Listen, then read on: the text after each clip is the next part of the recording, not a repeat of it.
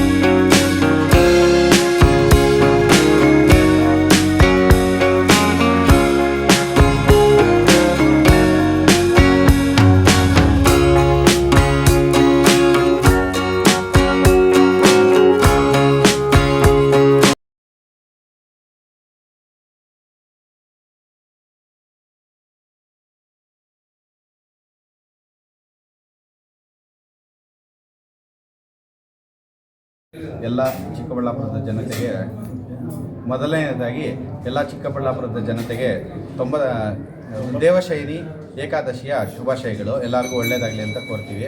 ಇವತ್ತಿನ ವಿಶೇಷ ಏನಂದರೆ ಮೊದಲ ಏಕಾದಶಿ ಅಂತ ಇದನ್ನು ಹೇಳ್ತಾರೆ. ದೇವಶಯನ ಏಕಾದಶಿ ಅಂದರೆ ವಿಷ್ಣುದೇವರು ನಿದ್ರೆಗೆ ಜಾರುವ ದಿವಸ. ನಾವು ಇದನ್ನು ಚಿಕ್ಕಬಳ್ಳಾಪುರದಲ್ಲಿ ಮೊದಲನೇ ಬಾರಿಗೆ ದೇವರ ಪಾದವನ್ನು ನಿಜ ಪಾದವನ್ನು ಸ್ಪರ್ಶಿಸುವ ಅವಕಾಶವನ್ನು ಕಲ್ಪಿಸಿರ್ತೇವೆ. ಯಾಕೆ ಅಂದರೆ ಪಂಢರಾಪುರದಲ್ಲಿ ಮೊದಲು ಪೂರ್ತಿ ನಮ್ಮ ಭಾರತದಲ್ಲಿ ಪಂಢರಾಪುರದಲ್ಲಿ ಮಾತ್ರನೇ ದೇವರ ಪಾದವನ್ನು ಸ್ಪರ್ಶಿಸುವ ಅವಕಾಶ ಇರೋದು. ಎರಡನೇದು ನಮ್ಮ ಚಿಕ್ಕಬಳ್ಳಾಪುರದಲ್ಲಿ ಕೊಡ್ತಾ ಇದ್ದೀವಿ. ಯಾಕೆ ಅಂದರೆ ಅಲ್ಲಿನ ತುಂಬ ಜನಸಂದಣಿ ಇದೆ. ಸುಮಾರು 20ರಿಂದ 25 ಲಕ್ಷ ಜನ ಇರೋದ್ರಿಂದ ಎಲ್ಲರಿಗೂ ಅವಕಾಶ ಸಿಗ್ತಾ ಇಲ್ಲ. ನಮ್ಮ ಚಿಕ್ಕಬಳ್ಳಾಪುರದಲ್ಲಿ ಎಲ್ಲರಿಗೂ ಈ ಅವಕಾಶ ಸಿಗಲಿ ಮತ್ತು ಚಿಕ್ಕಬಳ್ಳಾಪುರದಲ್ಲಿ ಒಳ್ಳೆಯ ಮಳೆ ಬೆಳೆ ಆಗಿ ಚಿಕ್ಕಬಳ್ಳಾಪುರ ಸಮೃದ್ಧಿಯಾಗಲಿ ಅಂತ ಕೋರಿಕೊಂಡು ನಾವು ಈ ಅವಕಾಶವನ್ನು ಎಲ್ಲ ಜನರಿಗೂ ಅವಕಾಶ ಕಲ್ಪಿಸಿರುತ್ತೇವೆ. ಕಾರ್ಯಕ್ರಮ ಹೇಗಿತ್ತು ಅಂದರೆ ಮೊದಲನೇದಾಗಿ ಬೆಳಿಗ್ಗೆ 5 ಗಂಟೆ 30 ನಿಮಿಷಕ್ಕೆ ಕಾಕಡ ಆರತಿಯನ್ನು ಆಯೋಜಿಸಿದ್ವಿ. 5 ಗಂಟೆ 30 ನಿಮಿಷದಿಂದ 6:30ವರೆಗೂ ಕಾಕಡ ಆರತಿ, 5:30ಯಿಂದ 6 ಗಂಟೆವರೆಗೂ ಕಾಕಡ ಆರತಿ ಆಯಿತು. ಕಾಕಡ ಆರತಿ ಆದಮೇಲೆ ದೇವರಿಗೆ ಅಭಿಷೇಕ ಇತ್ತು. ಎಲ್ಲ ದೇವರಿಗೂ ಅಭಿಷೇಕ ಆದಮೇಲೆ ಸಮಸ್ತ ಜನರಿಗೂ ಅಲಂಕಾರ ಆದಮೇಲೆ ಎಲ್ಲರಿಗೂ ನಾವು ನಿಜಪಾದ ದರ್ಶನಕ್ಕೆ ಬಿಟ್ವಿ. ಸುಮಾರು ಇವತ್ತು ಹೆಚ್ಚಿನ ಸಂಖ್ಯೆಯಲ್ಲಿ ನಮ್ಮ ದೇವಸ್ಥಾನಕ್ಕೆ ಇದು 92ನೇ ವರ್ಷ, ಅತಿ ಪುರಾತನ ದೇವಸ್ಥಾನ. ಅದಕ್ಕೆ ಸರಿಸುಮಾರು 4ರಿಂದ 5 ಸಾವಿರ ಜನ ಬಂದು ತುಂಬ ಪ್ರೋತ್ಸಾಹ ಕೊಟ್ಟಿರ್ತಾರೆ ಮತ್ತು ಈ ಕಾರ್ಯಕ್ರಮ ಅತ್ಯಂತ ಯಶಸ್ವಿಯಾಗಿ ನಡೆದಿರುತ್ತೆ. ಅತ್ಯಂತ ಯಶಸ್ವಿಯಾಗಿ ನಡೆದಿರುತ್ತದೆ.